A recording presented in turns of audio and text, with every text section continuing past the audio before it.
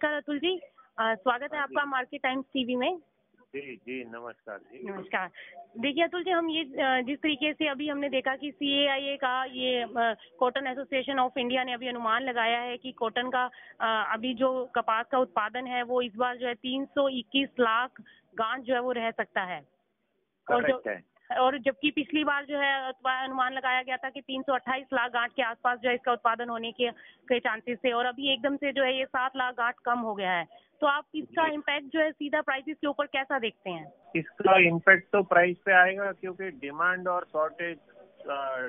और सप्लाई के बीच में जो गैप रहेगा तो उसकी वजह से आने वाले महीनों में मार्केट ऊपर ही रहेगा, कॉटन मार्केट। इसका इम्पैक्ट दिखेगा आगे जाके, ये शॉर्टेज और बढ़ेगा जी। और जिस तरीके से हम देख ही रहे हैं कि NCDEX पर लगातार कॉटन के प्राइसेस ऊपर हो रहे हैं, 22,000 के ऊपर जो है वो भाव अब निकल चुके हैं, तो आगे भी क्या माने कि प्राइसेस में और कितना जंप जो है वो देखने को मिल सकता है? अभी अगर आने वाले महीने में, जैसे मई महीने में या जून महीने में, अगर बारिश जो बरसात है वो अगर टाइम पे नहीं गिरा और थोड़ा 15-20 दिन का भी डिले हुआ तो फिर सप्लाई में और शॉर्टेज आएगा, सप्लाई बिल्कुल कम हो जाएगा। उसकी वजह से रेट आने वाले टाइम में रेट बढ़ सकता है कॉटन की। लेकिन कितने रुपए की तेजी जो है आप देखते हो यहाँ से?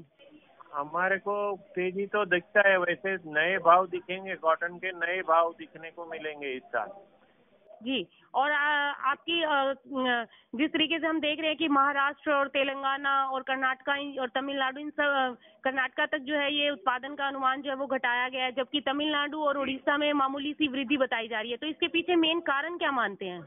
इसके पीछे साउथ जो है, साउथ में 3 स्टेट कॉटन मेन ग्रो करते हैं, वो है तमिलनाडु, वो है तेलंगाना, आंध्र प्रदेश और कर्नाटका। और ये तीनों स्टेट में इस साल कॉटन का उत्पादन है वो 30 to 40% कम होने वाला है।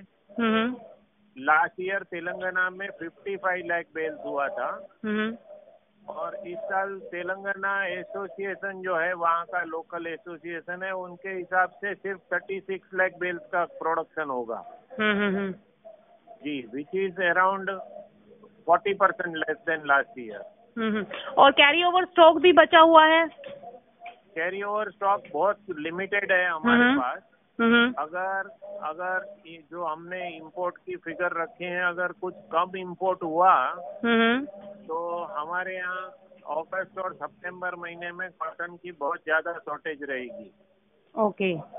तो यहाँ से सीधा सीधा ये मानकर चलें कि अगर जो अनुमान अभी CIA ने निकाला है, अगर इससे भी कम जो है अगर उत्पादन होता है तो कीमतों में एकदम से जबरदस्त उछाल देखने को मिल सकता है, और वो तकरीबन यहाँ से करंट प्राइसेस से हम मान सकते हैं कि 23,000 या 24,000 का भाव देखने को मिल सकता है। जी जी जी, everything is possible.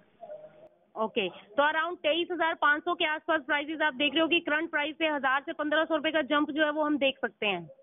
Ji madam, last year जो क्रॉप था वो 365 लाख बेल्स का था जी, और फिर भी MCX में भाव 23,700 लास्ट ईयर ही हुए थे।